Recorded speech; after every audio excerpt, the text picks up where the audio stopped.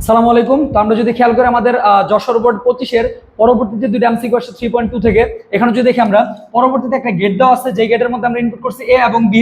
এখানে প্রশ্ন বলছে উদ্দীপকে ওয়াই এর সরলকৃত মান নির্ণয় করো। তাহলে আমরা যদি খেয়াল করি এখানে প্রথমে আছে নরগেট ইনপুট করা হয়েছে এ এবং বি। তাহলে আউটপুট কি পাবো আমরা? এ এবং বি।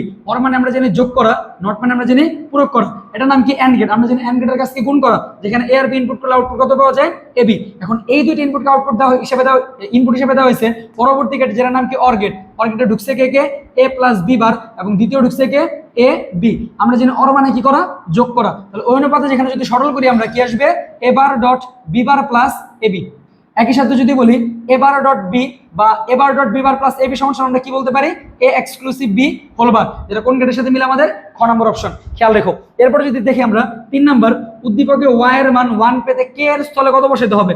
অর্থাৎ উদ্দীপকে ওয়াই, এই যে ওয়াই, এই মানটা বের করার জন্য আমি তোমাদের দুইটা টেকনিক শেখাবো। একটা হচ্ছে কি ফ্রি টেকনিক, আর একটা হচ্ছে পেইড কোর্সের টেকনিক। আজকে যেহেতু ফ্রি ক্লাস, তাই আমি ফ্রি টেকনিক দেখাবো। পেইড কোর্সের জন্য দ্রুত পেইড কোর্সে জয়েন করো। এবার যদি দেখি আমরা এখানে বলছে উদ্দীপকে ওয়াই এর স্থলে 1 পেতে কে, বা ওয়াই এর মান 1 পেতে কে এর জায়গায়, তার মানে কে এর জায়গায় কে এর স্থলে কোন গেট ব্যবহার হবে, এরকম যদি বলে তখন তোমার প্রত্যেকটা অপশন টেস্ট করতে হবে। অপশন টেস্ট করতে হবে বলতে কি, যেমন 1 নম্বরে বলছে নর গেট। তাহলে নরের যদি আমরা খেয়াল করি, এটা যদি নর বিবেচনা করি, তুমি এরকম দাগা দিয়ে করবে, এক্সাম হলো দাগা দিয়ে করবা। আর এটা ছাড়া কোনো ওয়ে নাই। এছাড়া যে ওয়েটা আছে পেইড কোর্সে, খেয়াল রাখো। তাহলে এখানে আমাদের কি আছে? মূলত নর গেট বিবেচনা করলে আউটপুট কত আসবে?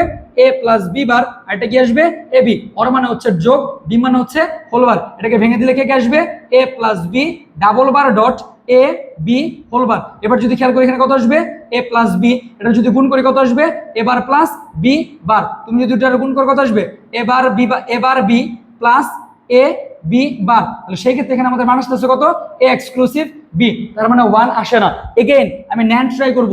এখানে যদি আমি নরের জায়গায় ন্যান্ড বিবেচনা করি, তখন আমাদের ঘটনাটা কি ঘটবে? এটা সম্পর্ক হয়ে যাবে প্লাসের জায়গায় গুণ এবং হোল বার থেকে যাবে। তখন যদি এখানে আমরা বারটা ভাঙি, তাহলে সেই ক্ষেত্রে এখানে মান আসবে কত? বার ভেঙে দিলে আসবে এ প্লাস বি বার, এবং এ বি হোল বার অর্ধেক ছিল গুণ হয়ে যাবে প্লাস। বারে বারে কাটা থাকবে কত? এ প্লাস বি। বারটা ভেঙে দিলে কত আসবে?